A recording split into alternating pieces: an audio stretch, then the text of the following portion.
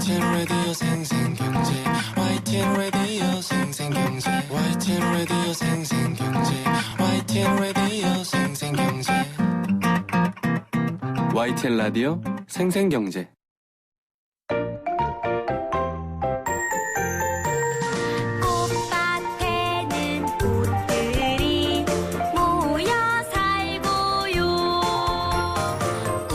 투자로 소소한 꿈을 꾸는 주식 초보자 생생경제 청취자들을 위한 친절한 생생주치원입니다. 오늘은 YG경제연구소 차영주 소장과 함께합니다. 소장님 안녕하세요. 예, 안녕하십니까. 차영주입니다. 자, 오늘 생생경제 정답이 오늘 나올 겁니다. 1번 액면 분할, 2번 액상과당이었나요? 자, 정답은 뭐죠? 액면 분할이겠죠? 네, 액면 분할입니다. 자, 오늘 액면 분할 이야기할 건데 최근 주식시장에서 이 관련 이슈가 계속되고 있죠? 액면 분할 뭡니까? 예, 그렇습니다. 우리가 지금 이름을 들어도 쉽게 아실 수 있는 기업인데요. 카카오라든지 게임 업체인 펄어비스, 그다음에 반도체 장비 업체인 고영, 이런 업체들이 한 2주 간격을 두고 한 3개의 기업이 액면 분할을 했어요. 네. 도대체 액면 분할이 무엇인가에 대해서 궁금해하시는 분들이 많으실 텐데요. 앞서 퀴즈에서도 설명하셨다시피 액면을 말 그대로 분할한 겁니다. 그러면 액면은 무엇이냐라고 봤을 때 우리가 주식이라고 했을 때 한 주가 과연 얼마를 나타내느냐라고 액면에 쓰여 있거든요. 네. 우리가 쉽게 지폐를 생각하시면 됩니다. 1,000원짜리 지폐에는 1,000이라는 숫자와 금액이 쓰여져 있고요. 10,000원짜리 지폐에는 10,000원이 쓰여져 있는 거 아니겠습니까? 그렇죠. 그게 바로 액면가입니다. 우리가 상법상 주식은 5,000원의 액면가를 갖도록 되어 있다라고 명시가 되어 있고요. 그렇지만 경우에 따라서는 이 액면을 바꿀 수도 있다. 이러한 규정이 있습니다. 이에 따라서 처음에 주식을 발행할 때 5,000원으로 발행한 기업이 주식을 분할하는 거죠. 퀴즈에서도 정확히 나왔습니다. 예를 들어서 5,000원짜리를 500원으로 분할하게 되면 주식 한 주가 10주가 되는 거고요. 따라서 액면 분할을 한다라고 해서 내 주식 수가 늘어나거나 줄어들기는 하지만 금액이 늘어나거나 줄어들지는 않습니다. 예를 들어서 내가 100만 원어치 주식을 갖고 있어서 액면 분할을 하면 주식 수가 늘어나니까 10배가 되면은 이게 1,000만 원이 되는 거 아니냐? 이렇게 생각하시는 분들도 간혹 계신데요. 네. 거기에 맞춰서 주식이 변동이 되기 때문에 내가 갖고 있는 100만 원은 절대 변화는 없다. 이렇게 말씀드릴 수가 있겠고, 네. 우리가 지금 액면가라는 게 갖는 의미도 한번 생각해 보셔야 되는데, 주식이라는 게 조금 어려운 게 액면가는 5,000원인데 시가는 굉장히 숫자가 매일매일 변동되죠. 네네. 그러니까 액면가라는 거는 주식에 놓여 있는 금액이지만 시가는 지금 거래되고 있는 금액이거든요. 그렇죠. 근데 우리가 보통 기업이 자본금이 10억이다, 50억이다라고 할 때는 단순하게 주식수 곱하기 액면가를 곱해줍니다. 네. 그래서 자본금은 그렇게 수시로 변동되는 게 아니죠. 따라서 액면 분할을 한다고 해서 자본금이 변동되는 것도 아니고 기업의 어떤 본질 가치라든지 이런 것들이 변동되는 것은 아니고 네. 단순한 이슈 차원에서 접근을 해야 된다. 이렇게 좀 개괄적으로 정리해드릴 수가 있겠습니다. 액면가란 주식회사가 최초로 주식을 발행할 때 주당 가격이고 말씀하신 것처럼 액면 분할은 액면의 가치를 변화시키는 것이다. 그러니까 주식수 가치를 변화시키는 게 아니라 숫자를 변화시키는 겁니다. 그 가치는 변화되지 않는다. 제가 반대로 얘기했네요. 그렇죠? 예. 네.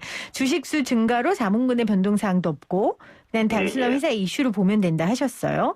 잘 설명을 해주셨는데 지금 0847님도 근데 분할은 왜 하는 거예요? 이렇게 물어보셨고 9182님은 카카오 주식 보유하고 있었는데 팔고 보니 액면 분할이라니 아쉽다. 또 이렇게 남겨주셨어요. 액면 분할 왜 하는 겁니까? 액면 분할을 하는 경우가 카카오를 예를 들자라면 카카오 한 주가 얼마 전만 하더라도 50만 원 정도 했었죠. 네. 그러니까 우리가 최소한 한 주를 사기 위해서는 50만 원이라는 돈이 필요했었습니다. 근데 지금 이제 5분의 1로 액면 분할을 했거든요. 그러다 보니까 현재 주가가 10만 원대로 낮아졌습니다. 따라서 여러분들이 매달 1, 20만 원씩 소액으로 저축하시는 분들 입장에서는 카카오를 충분히 한 주라도 사실 수가 있죠. 하지만 그전에는 카카오라는 주식을 한 주를 사기 위해서는 최소한 50만 원 돈이 있어야 되고 두 주 사는데도 100만 원이 넘는 금액이 들어가다 보니까 아무래도 주린이 분들 처음에 소액 갖고 주식하시는데 카카오가 좋다고 하는데 내가 사전이 부담이 되고 이런 또 문제에 봉착하게 되지 않습니까? 네. 따라서 이러한 주식들이 쉽게 투자자들에게 접근성을 열어주기 위해서 액면 분할을 하는 경우가 있고요. 또 우리가 과거 롯데제과라는 기업을 보면 주식 수가 굉장히 작았어요. 그리고 롯데제과가 한 70만 원 정도 했었습니다. 그러다 보니까 쉽게 또 사고팔고가 안 되고 거래량이 적으면 또 상장 폐지 요건도 돼요. 일정 정도 발행 주식의 몇 프로가 어느 기간 동안 거래가 돼야 된다 뭐 이런 조건들도 있거든요. 따라서 그러한 요건을 맞추기 위해서 또 액면 분할을 하는 경우도 있습니다. 그러니까 활발한 주식 거래를 위해서? 그렇습니다. 그리고 많은 투자자분들이 좀 기대하는 면도 있습니다만 별로 좋지 않은 면을 말씀을 드리면 일단 카카오만 놓고 보면 뭐 다 아시는 거니까 카카오가 50만 원짜리가 10만 원 거래되면 싸다라는 느낌을 주게 되거든요. 그렇죠. 얼마 50만 원이었던 게 이게 50만 원이 60만 원 가는 것보다 10만 원이 20만 원 가는 게 더 가까워 보일 수도 있어요. 이런 걸 소위 착시 현상이라고 하는데 그런 것들을 노리고 일부 기업들 같은 경우 액면 분할을 하는 경우도 있고 일부 투자자분들은 이게 50만 원이 100만 원 가는 건 어려워 보여도 10만 원이 20만 원 가는 건 쉬워 보이니까 네. 여기에 투자하면 내가 이득을 볼 수 있지 않겠는가? 뭐 이렇게 또 접근하시는 분들도 일부 계십니다. 근데 그러한 시각은 잘못된 시각이라고 말씀드릴 수가 있겠고요. 그것은 제가 서두에도 말씀드렸다시피 기업의 가치에 변화가 없는 거기 때문에 네. 그러한 것들은 본질적인 내용은 아니다. 따라서 워렌 버핏은 액면 분할을 되게 싫어해요. 그렇군요. 그러니까 우리가 버크셔 해서웨이라는 그 워렌 버핏의 회사를 보면 그게 주가가 수억 대입니다. 네. 근데 한 줄 살리는 수억 원의 돈이 있어야 되는데 그러니까 많은 투자자분들이 액면 분할을 하라고 얘기하는데 버크셔 해서웨이의 워렌 버핏은 단호하게 주주 서한에서 밝혔어요. 왜냐하면 우리가 액면 분할을 하게 된다라면 본질 가치에 투자하시는 분들보다 소위 말해서 단타, 사고 파는 사람들이 달려들어서 본질 가치를 훼손시킬 수가 있다.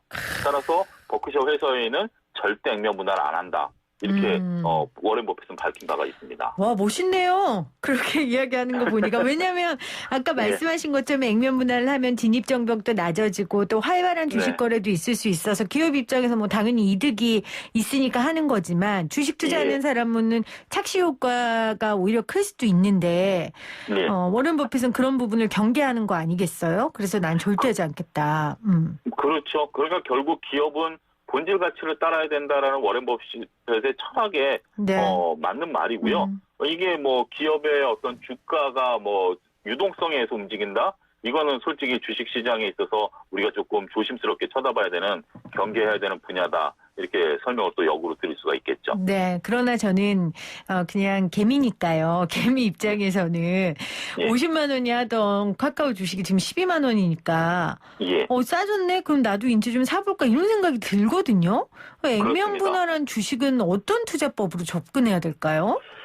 그래서 특히 이제 뭐 우리가 고영이라든지 펄어비스에 대해서는 뭐 잘 모르는 분들도 많기 때문에 별로 논란이 안 됐습니다만 카카오만 하더라도 국민주가 되지 않았습니까? 네.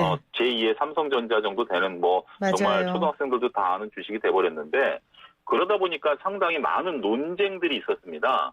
무슨 논쟁이고 하니 액면 분할을 하면 지금 김혜민 앵커가 말씀하신 것처럼 이게 그 50만 원, 10만 원 되니까 그러면 이게 20만 원 가지 않겠느냐. 그러면 액면 분할 전에 주식을 사야 되느냐. 액면 분할하고 나서 주식을 사야 되느냐. 소위 말해서 유튜버들이 전쟁이 붙었어요. 그러면 지금 현재 주가 수준을 놓고 보면 액면 분할 전에 사셔서 액면 분할해서 상장한 당일날 파신 분이 가장 성공을 했고 그 뒤에 따라 사신 분들 같은 경우는 조금 소위 말해서 손실을 좀 보고 있는 거죠. 네. 그렇다고 해서 액면 분할 전에 주식을 사는 게 맞냐? 액면 분할 후에 주식을 사는 게 맞냐? 제가 퀴즈를 내볼게요. 정답 1번 전에 사는 게 맞다. 2번 후에 사는 게 맞다. 3번 상관없다. 역시 대단히 현명하십니다.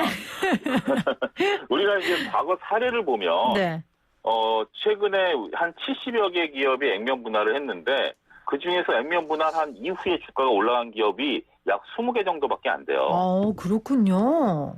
그러니까 물론 이제 당일날 올라가고 빠지고 뭐 이런 것들의 잔파도는 제외한다 하더라도 액면 분할한 이후에 주가가 올라간 건 70개 중 20개밖에 안 된다라는 것은 결국 나머지 50개는 액면 분할하더라도 주가 움직임에 변화가 없다라는 거죠. 그 이유는 앞서 언급드렸다시피 내 돈이 지금 100만 원어치 주식이 있는데 액면 분할을 하던 뭘 하던 내 100만 원의 변화가 없다. 그렇죠. 그러면 그게 무슨 주당 순이익, 그러니까 한 주가 갖고 있는 주당 가치 또한 변화가 없다. 그러면 단순하게 액면 분할이 호재냐 악재냐라고 봤을 때 호재도 악재도 아니고요. 주가를 올릴 만한 요소도 아니고요. 냉정하게 보면 중립적인 상황이다. 이렇게 말씀을 드릴 수가 있겠죠. 단지 이제 오르고 빠지고는 시장 상황이라든지 그 기업의 앞으로 비전이라든지 이익이라든지 여기에 움직이는 거지. 네. 단순하게 액면 분할을 했다라고 해서 주가가 올라간다라든지 떨어진다라든지. 그리고 그러면 우리가 저는 이 논쟁이 참 재미있는 게 액면 분할 전에 사야 되느냐 후에 사야 되느냐 주가가 올라간다라고 생각하면 아무 때나 사도 되는 거 아니겠습니까? 그렇죠. 그걸 느끼는 순간 바로 사는 게 가장 현명한 거지. 이거를 전에 사야 되냐 후에 사야 되느냐 뭐 이런 논쟁은 저는 뭐 그렇게 중요한 논쟁은 아니었고 이런 데 에너지를 쏟기보다는 기업의 본질 가치를 파악하는데 좀 더 에너지를 쏟으시는 게 주린이분들에게 현명한 처사가 아니겠는가 말씀드릴 수가 있겠습니다. 그러니까 액면 분할 자체는 주식에선 큰 호재가 아닌데 그런데 이럴 수는 있겠죠. 진입 장벽이 낮아져서 많은 사람들이 이 주식을 사면 예. 그 뭐 주가가 좀 올라갈 수 있지 않을까요? 많은 사람들이 사면. 그렇게 생각할 수도 있습니다만 네. 거기에 소위 말해서 단타를 치는 사람들도 많이 붙습니다. 그러니까 우리가 예를 들자면 이번에 공모를 했을 때, 공모 IPO를 했을 때 발행 주식의 절반을 계좌당 나눠주지 않습니까? 근데 계좌당 나눠주다 보니까 한두 주씩 소위 말해서 단수주가 있는 경우가 많아요. 그래서 이런 경우 같은 팔았죠. 경우 네네. 관리가 불편하니까 그냥 바로 매도를 해버리죠. 그래서 떨어졌죠. 이런 게 오히려 주가 상승에 제어 요소가 된다라는 것입니다. 맞아요. 그때 예. 설명해 주셨어요, 소장님이. 생각이 나네요. 그런 것들 보면 이게 액면 분할을 해서 만약에 착시 효과로 주가가 올라갈 것 같지만 또 샀다 팔았다는 사람들이 또 있기 때문에 거기에 또 방해 요소도 된다라는 것도 우리가 반대적으로 생각을 해봐야 됩니다. 네. 자, 오늘 생생주치원 액면 분할에 관련된 이야기 지금 나눠보고 있습니다. YG경제연구소 차영재 소장과 함께하고 있는데요. 액면 분할의 반대로 액면 병합이 있다던데 이건 뭐고 어떨 때 왜 하는 거예요? 액면 병합은 반대입니다. 우리가 앞서 5,000원짜리를 1,000원으로 지금 현재 카카오 같은 건 했는데 네. 1,000원에 거래됐던 거를 다시 5,000원으로 만들어내는 게 액면 병합이다. 네.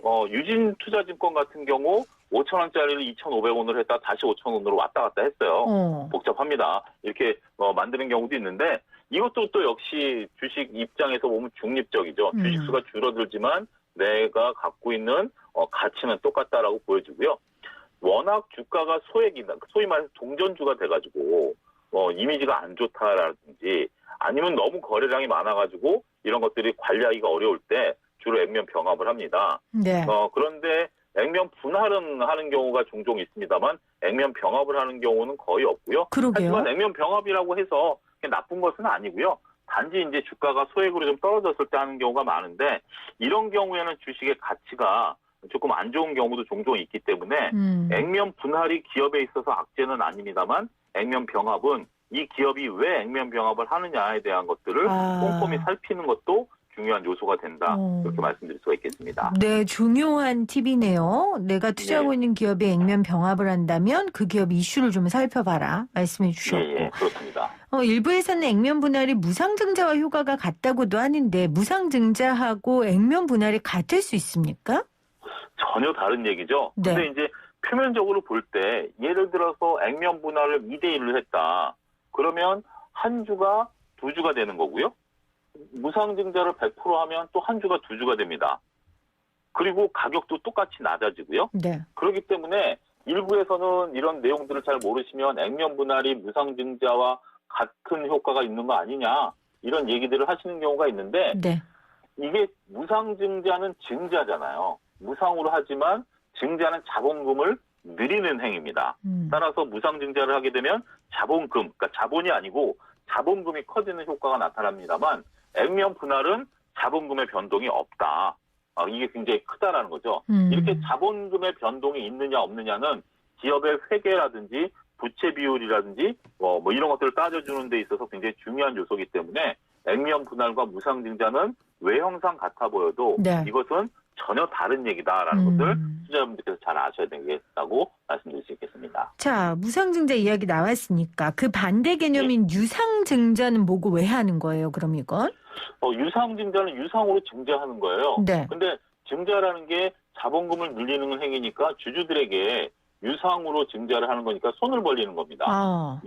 예를 들어서 김혜민 아나운서가 A라는 기업에 대해서 투자를 했는데 그 A라는 기업이 잘 영업을 해가지고 순이익을 남겨서 그 순이익을 남긴 것을 재투자해서 한다라면 그 기업은 선순환 구조가 일어나면서 주가도 올라가고 기업도 건실화되겠죠. 네. 근데 그게 잘 안 되면 어떡하죠?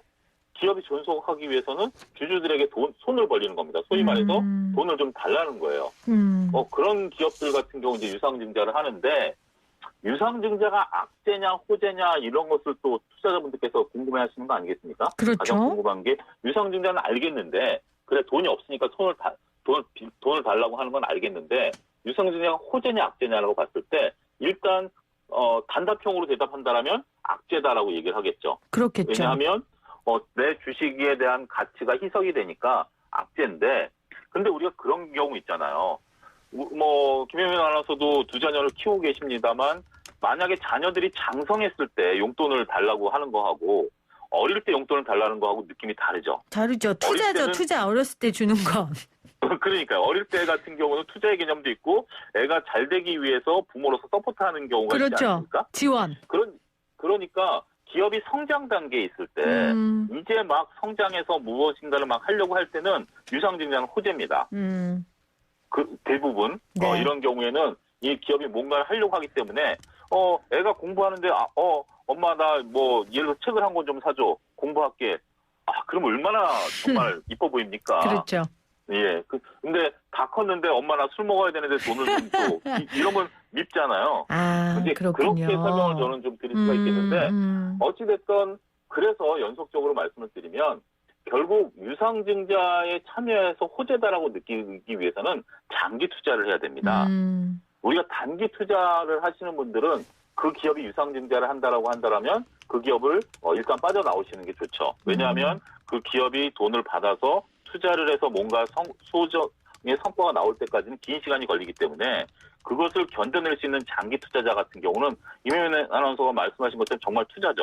네. 내가 자식한테 투자하듯이 그 기업에 투자한 거고 그 기업이 그러한 내가 생각하는 것만큼 그리고 기업이 말한 거를 잘 지켜내고 있는지 꼼꼼히 살펴보는 게 주주로서의 역할이고요. 그렇게 된다면 정말 나중에 큰 과실을 같이 나눌 수 있는 그런 계기가 된다라는 거죠. 그러니까 기업 성장에 물을 주는 건지 그냥 밑빠진 뚝에 물 붓게 하는 건지 보라는 거죠. 유상증자할 때. 그렇습니다. 그렇게 정리하시면 깔끔합니다. 그러한 개념이기 때문에 유상증자가 호재냐 악재냐라고 보면은 특별히 호재는 아니지만 경우에 따라서는 엄청난 호재일 수도 있다. 이렇게 정리해드릴 수가 있겠습니다. 자, 알겠습니다. 자, 오늘 액면 분할 배웠고 또 유상증자, 무상증자도 배웠고요. 액면 분할의 반대말인 액면 병합까지 배워봤습니다. 네, 고맙습니다. 예, 감사합니다.